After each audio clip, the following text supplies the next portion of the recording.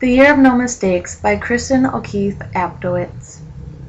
It was New Year's Eve and you arrived on my doorstep like an unscratched lottery ticket, ignoring every snuffed light along your way. When I opened up the door, your mouth flashed like tangled Christmas lights. I remember you easing your shoulder in the frame, waiting. I remember my small hands, how they palmed both sides of the door. Aptowitz wrote The Year of No Mistakes after she left New York City, where she had lived for 14 years.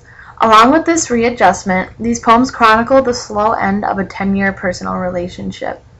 She takes her sadness and makes it universal. Her personal heartbreak lumbers off the pages and acquaints itself with its reader.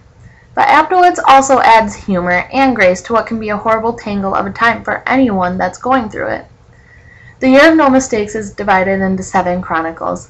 The poems are short, some extremely short, and they are so relatable and very entertaining. Now it was February.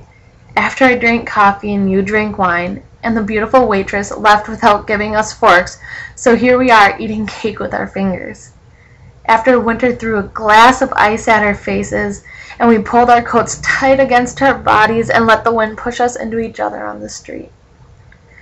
After the lobby doors gasped when we opened them, after the heat tumbled into us and no one heard us moan from the relief, after the elevator doors closed, and we leaned into separate corners, pink-cheeked, the numbers ticking higher and higher and higher. After you slid the key in and turned it, and I followed you into your quiet apartment, after we stripped off our coats, both too fast and too slow. It was then that I saw your bed neatly made in the next room. It was then that the present became the present, became every possibility, became everything I wanted, became a room full of hands, waiting to feel something. Sometimes I imagine it. I am pressed against a wall, and it is your new hands holding up my soft neck, as it would a flower's broken stem. See how my body collapses towards you, a precise angle of fresh want? Other times, I imagine as we discover each other in the thick shadows behind your house. Notice how they hide from the street lamps, how they wait for us to be stepped into them. I wonder if I could ever be that simple. Just to walk into the darkness together. In the morning, when I brush my teeth, my tongue already wants to say your name. When did I become this woman who ignores everything but my body's hot strum? Whose hands have become ghosts haunting my skin, restless and searching for their home, searching for you, for that last time they felt alive. Last night, I dreamt that I called my best friend and I told her, I'm doing something wrong here. When I woke up, I was relieved, happy actually that I hadn't done anything wrong. You can't control your feelings, my therapist friend once told me, but you sure as hell can control the action those feelings are trying to provide. My brain knows things my heart does not. You're not the softest bed. You're not the answer sheet. And you aren't the heavy jacket.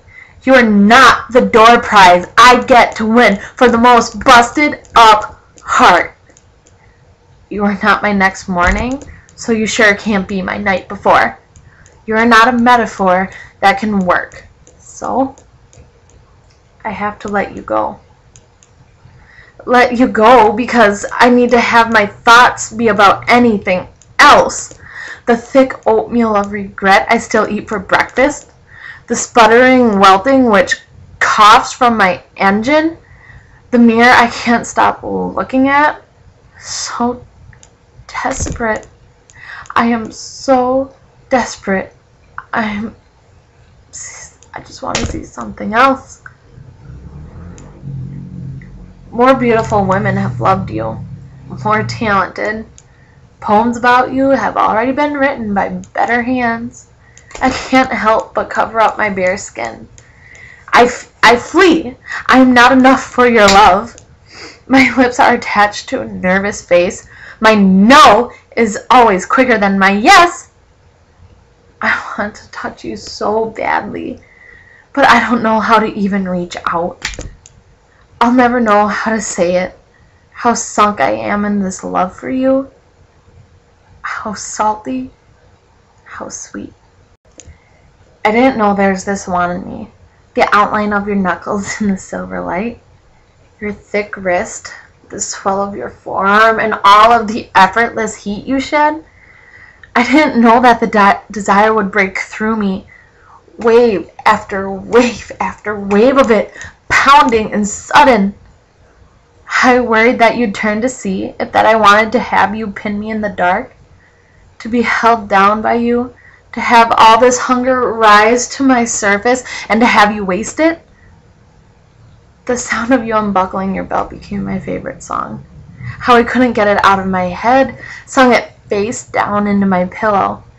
How I would wait all night just to hear you and to perform it live. How when you finally did, my whole body sprung to dance. If you want it, say it. If you want it, say more, you would say. In the dark, I did not say more. In the dark, I told him all of it. After that, he whispered, "Good answer." After that, there were no other words to say. It was the year you said, "I remember." The year you said, "I always remember when a girl says she's like something." It was the year I became that girl. Remember how I wrote that you weren't my getaway car? Thank you for letting me ride you hard anyway.